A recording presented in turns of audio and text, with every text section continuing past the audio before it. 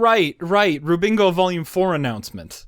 For those of you who are new or need a reminder, RWBYNGO is when you fill out a bingo card with all of the worst things that you think are going to happen in RWBY Volume 4. I mean, you could do positive things too, nobody's gonna stop you. But yeah, I'm sorry, it's short notice. You have to get me the card by Friday the 21st, which is the day before Volume 4 airs. You can send it to me by Twitter, you can send it to me on the Rooster Teeth site, you can send me a link in the comments to Imgur or any other way you want to get me the picture. And the rest of the video is me bitching about the recap thing. Yeah, this should be good. In the world of Remnant, humans were born into a hostile world populated by evil creatures known as Grimm. Except those monsters never influenced the cultural development of Remnant in any meaningful way. I mean, the humans of Earth have gone way farther out of their way to do things a lot less relevant than not going extinct.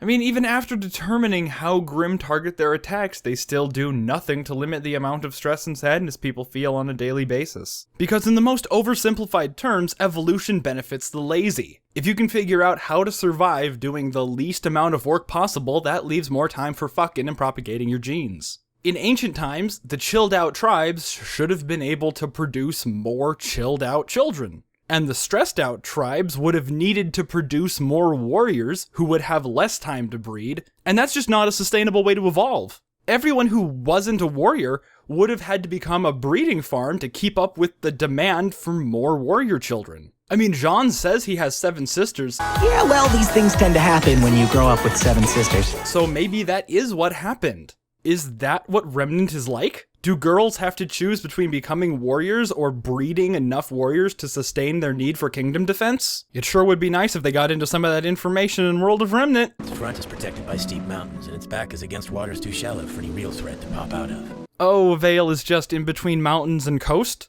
That's the only thing you wanted to share? Nothing about culture? Okay. Alright, okay, I'm gonna go hang myself. While a magical element... Magical element? What? Dust is a very big topic. Yeah, we spent a lot of time on it. It is essentially our magic. We don't want to use the word magic.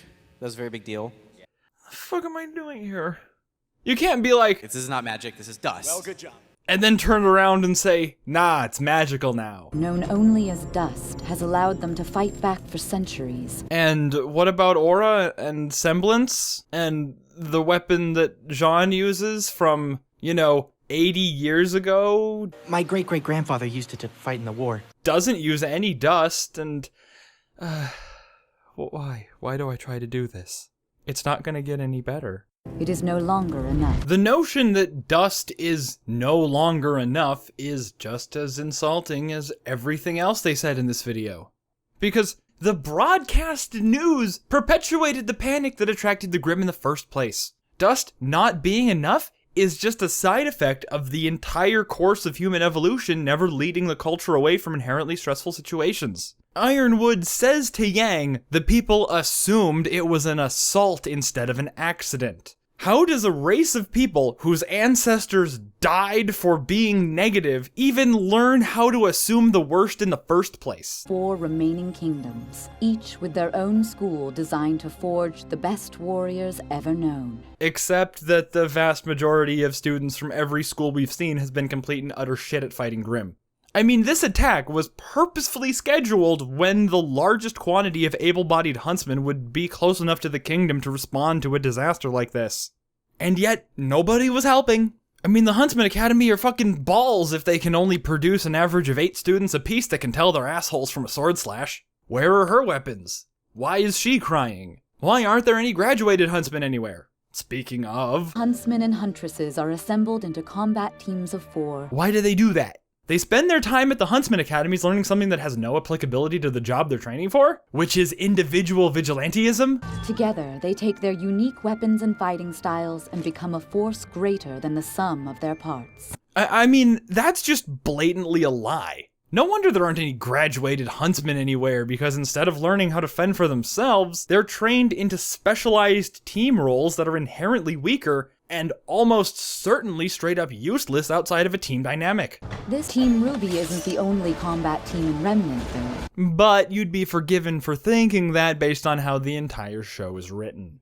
For instance, Our enemies aren't just gonna sit around and wait for graduation day. except that's exactly what they did. The tournament takes place at the end of the school year, Tournament at the end of the year and stuff like that. so they specifically waited until graduation day to launch their attack. Not your graduation day, you stuck-up cunt. But you know, when you're seniors, there'll be a whole new batch of juniors and sophomores and freshmen who will be waiting for their graduation. I mean, why is that line in the recap video? That's the most counterintuitive thing to say after... Team RWBY isn't the only combat team in Remnant, though. They're not your enemies, you selfish bitch! A crime wave is sweeping over the Kingdom of Vale, and professional thief Roman Torchwick links them all together. Except that's not even remotely true, because we all saw Volume 3, Episode 7, right? Where Cinder is the one who brings the bad guys together. Why would a recap video give us incorrect lore about a dead character?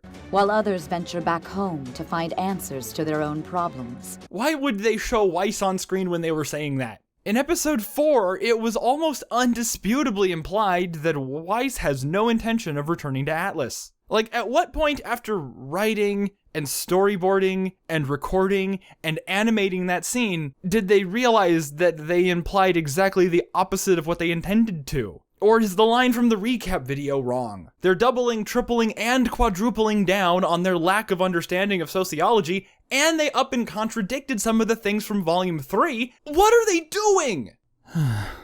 Does anybody still want to argue with me about RWBY not having a plot?